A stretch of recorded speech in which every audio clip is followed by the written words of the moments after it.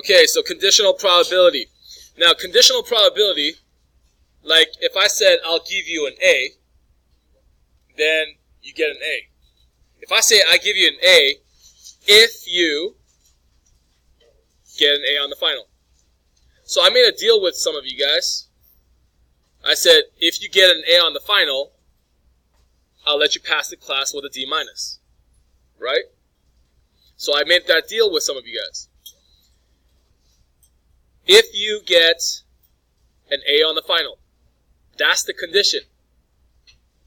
If you meet that condition, then I'll give you a D minus in the class. I'll let you pass the class. Make sense? So that's a conditional statement. So conditional probability, you're putting a condition on it. So what's my chances of, let's say, chance of picking a student wearing black? Okay? If I ask you what are the chances of picking a student wearing black, then you're going to have a fraction, and what's the number that's going to go on the bottom? The number of students.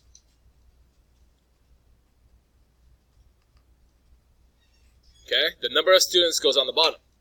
What goes on the top?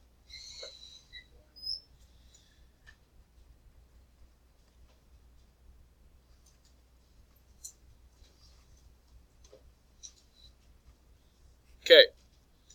So the number of students wearing black goes on top. The number of students goes on the bottom. Make sense? So I count the number of students wearing black, and I count the number of students, and I put one over the other. Yes? Easy? Okay. Now, conditional probability means, I'm going to put it in a different color. Given that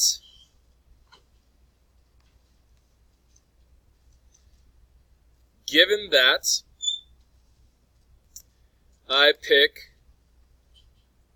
a male, okay, given that I pick a male, in my first period I used boy, and I realized some of you guys might be offended, so I said young men, but young men is kind of... So, given that I pick a male, what's the chances of picking a student wearing black? Do you guys see how the problem just changed? Okay? Here, I'm counting the males and the females, but in my new fraction, what am I going to do? Okay? What's the number on the bottom?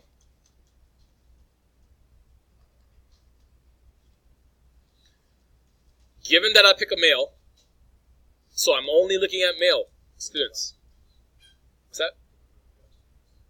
The number of male students goes on the bottom, and then on the top, number of people wearing black? No, because we're not concerned with the females. We're only looking at the males. So the number of males wearing black. Okay? So this word, given that I pick male, that's the conditional probability. Okay? What's the chance of picking an ace if I took out a king already? Okay? So are there 52 cards now? No, there are 51 cards. Okay? There are still 4 aces, but there are only 51 cards now. So the probability changes, given that something already happened. Make sense? Okay. So you might see the word given. You might see the word if. Or you might see a fact. I picked a king. What are my chances of picking an ace? Okay? If I pick the king and I don't put it back, what's my chance of picking an ace? You guys see how similar that is? Okay? So the word given could be used, the word if could be used, or a fact could be stated. Any questions on that? All right, let's take a look at question number 1 on the homework assignment.